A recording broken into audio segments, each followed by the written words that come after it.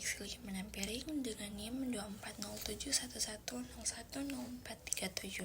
Saya akan menjelaskan materi tentang penyelesaian konflik dan hukum. Mata kuliah Sosiologi Hukum dengan dosen pengampu Dr. Ari Vencesendo SHMH. Penyelesaian konflik dan hukum. Apa sih konflik itu? Apakah selalu terjadi di masyarakat? Konflik merupakan bagian yang tidak dapat dipisahkan dari kehidupan manusia dan masyarakat.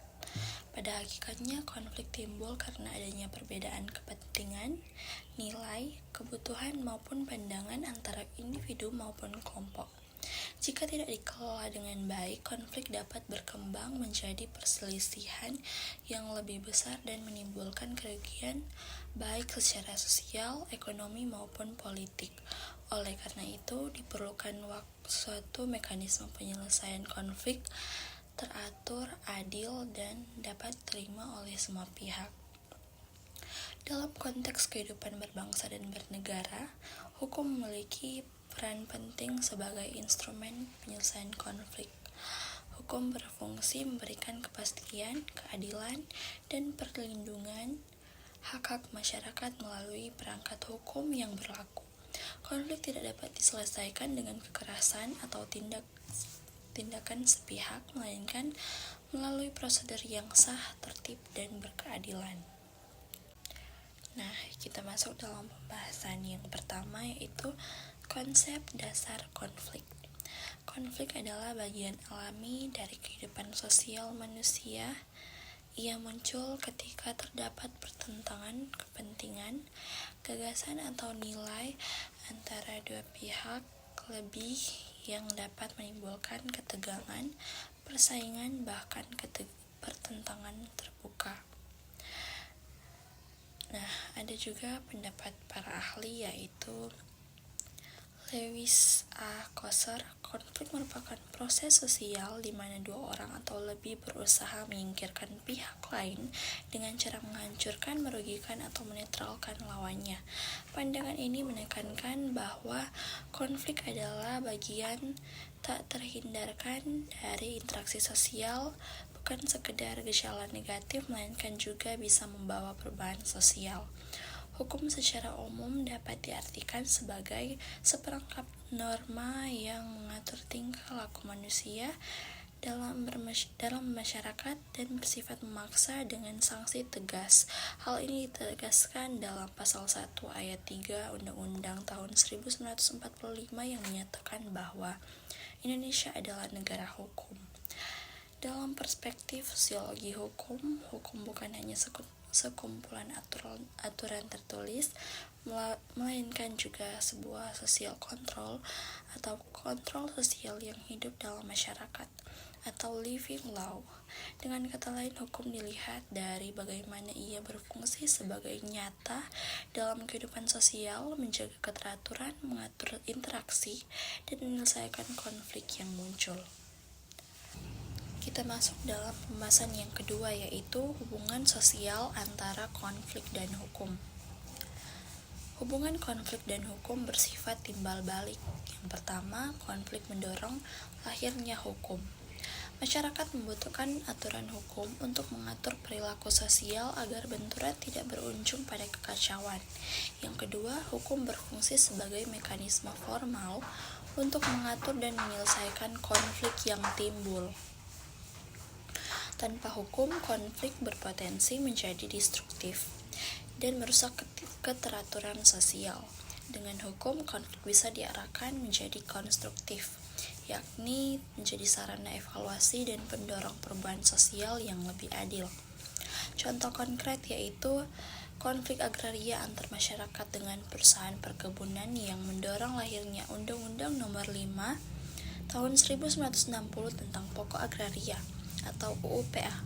Undang-undang ini dibuat untuk mengatur kepemilikan dan pemanfaatan tanah di Indonesia agar lebih adil serta mengurangi potensi konflik lahan. Kita masuk dalam pembahasan yang ketiga, yaitu mekanisme penyelesaian konflik. Penyelesaian konflik di Indonesia dapat ditempuh melalui jalur formal dan non-formal. Yang pertama, mekanisme formal yang terbagi menjadi dua, yaitu litigasi dan non-litigasi. Litigasi yaitu melalui pengadilan. Penyelesaian konflik dilakukan secara prosedur, secara hukum, acara pidana maupun perdata. Dasar hukumnya adalah KUA Perdata, KUHP, serta Undang-Undang Nomor 48 Tahun 2009 tentang Kekuasaan Kehakiman. Yang kedua yaitu non-litigasi atau alternatif penyelesaian sengketa, yang terbagi menjadi beberapa jenis, yaitu yang pertama mediasi. Pihak ketiga membantu mencapai kesepakatan. Yang kedua arbitrase. Pihak ketiga netral memberikan keputusan final dan mengikat. Dan yang ketiga negosiasi, perundingan langsung antara pihak tanpa pihak ketiga. Selanjutnya yaitu konsiliasi. Pihak ketiga mencari jalan tengah yang bisa diterima bersama. Semua ini memiliki dasar hukum pada Undang-Undang Nomor 30 Tahun 1999 tentang arbitrase dan alternatif penyelesaian sengketa. Nah, yang kedua yaitu mekanisme non-formal. Penyelesaian konflik dapat dilakukan melalui musyawarah mufakat dalam komunitas, peran tokoh masyarakat, atau lembaga adat. Mekanisme ini menekankan pada nilai budaya dan kearifan lokal, serta memiliki legitimasi sosial. Hal ini sesuai dengan pasal 18B Ayat 2 Undang-Undang Dasar 1945 yang mengakui keberadaan masyarakat hukum adat beserta hak tradisionalnya sepanjang masih hidup dan sesuai perkembangan zaman. Mekanisme non-formal biasanya lebih diterima oleh masyarakat karena mampu menjaga harmoni sosial dan menciptakan perdamaian yang lebih berkelanjutan. Kita masuk dalam pembahasan yang keempat, yaitu teori penyelesaian konflik dalam sosiologi hukum. Beberapa teori sosiologi hukum memberikan perspektif berbeda dalam melihat penyelesaian konflik. Yang pertama adalah teori konsensus dari Emil Durkheim. Hukum berfungsi menjaga solidaritas sosial. Konflik dianggap sebagai penyimpangan yang harus dikembalikan pada keteraturan. Dengan demikian, penyelesaian konflik menekankan pada pemulihan keteraturan sosial.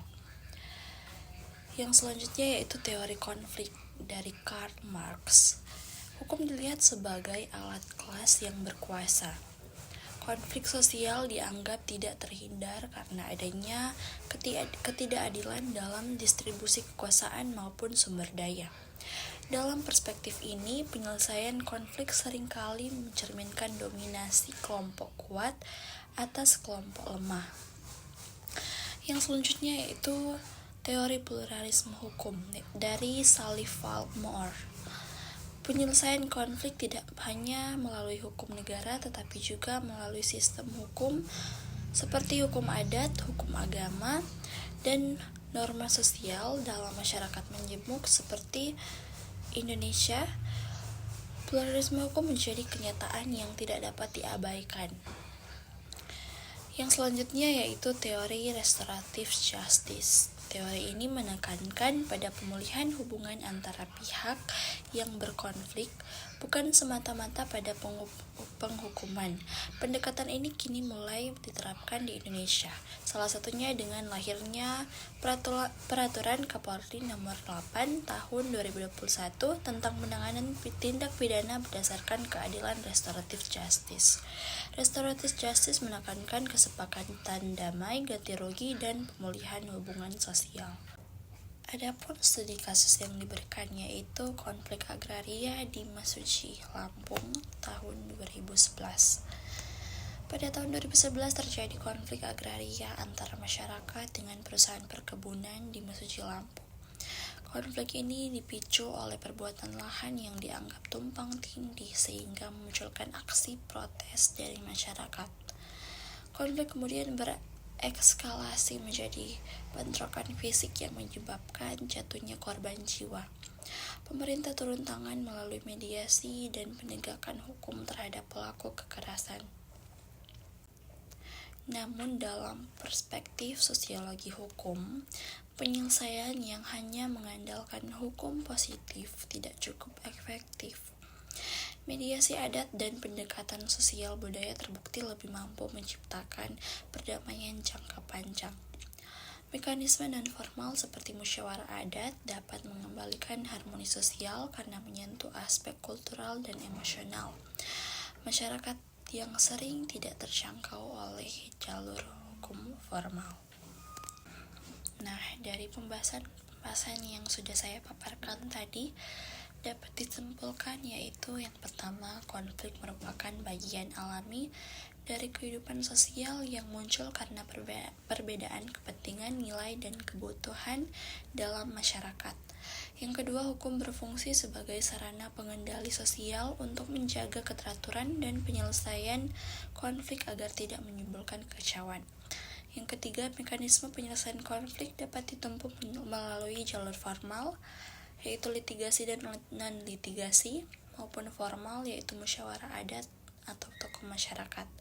Yang keempat, teori-teori dalam sosiologi hukum menjelaskan penyelesaian konflik dengan perspektif berbeda, yaitu teori konsensus menekankan solidaritas, konflik menyoroti dominasi, pluralisme hukum melihat keberagaman sistem hukum, sedangkan restoratif justice menekankan pemulihan hubungan.